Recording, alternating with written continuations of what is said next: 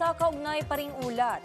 Sa isang paaralan naman sa Valenzuela City, pahirapan ang pagpasok sa unang araw ng klase ng mga musmos na ngayon pa lamang makakaranas ng pagpasok sa eskwelahan.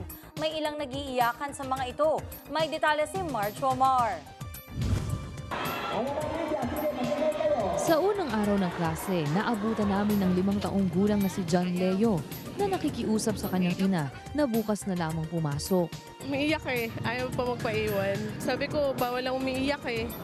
Sabi niya, Mama, bukas na lang po ako papasok. Hindi na ako iyak bukas. Kamusta ang first day mo? Okay lang. First time kasi ni John sa malaking paaralan o big school tulad ng Marolas Central School bilang kinder student. Ang ibang mga bata, nag-iiyakan at nagwawala rin at ayaw pumasok sa kanilang mga silid-aralan. Ayon sa punong guro ng Marolas Central School sa Valenzuela City, normal na lamang daw sa kanila ang mga ganitong eksena o yung tinatawag na first day high tuwing unang araw ng pasukan.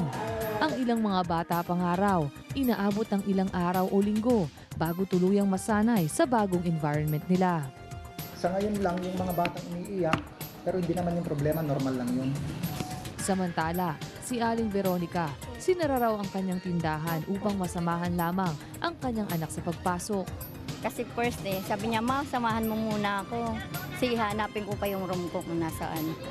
Kasi po mas maganda po pag first day of class. May mga bagong classmates. Samantala, hindi tulad ng ibang pampublikong paaralan sa Kalakhang, Maynila. Maluwag at may sobra pang mga upuan ang paaralang ito sa Marolas. Sapat ang kanilang mga upuan, libro at classrooms para sa mahigit 2,000 at 50 nilang mga mag-aaral. Kaya pa raw nilang tumanggap ng mga mag-aaral mula sa ibang paaralan na sumobra dahil sa naitakdang bilang ng Department of Education. Ang basing scheme ay programa ng mayor at ang schools division superintendent namin na kung saan yung mga congested na mga paaralan nearby ay i-decongest by way of transporting yung ibang bata sa mga schools na iyon sa mga school na pwede pang mag-accommodate ng additional na mga enrollees. So I offered 4 rooms para ma-accommodate yung ilang bata na manggagaling sa Gen P. De Leon Elementary School.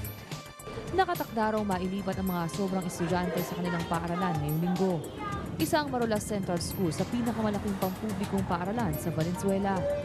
Ako ang inyong kaibigan, March Omar para sa Newsline.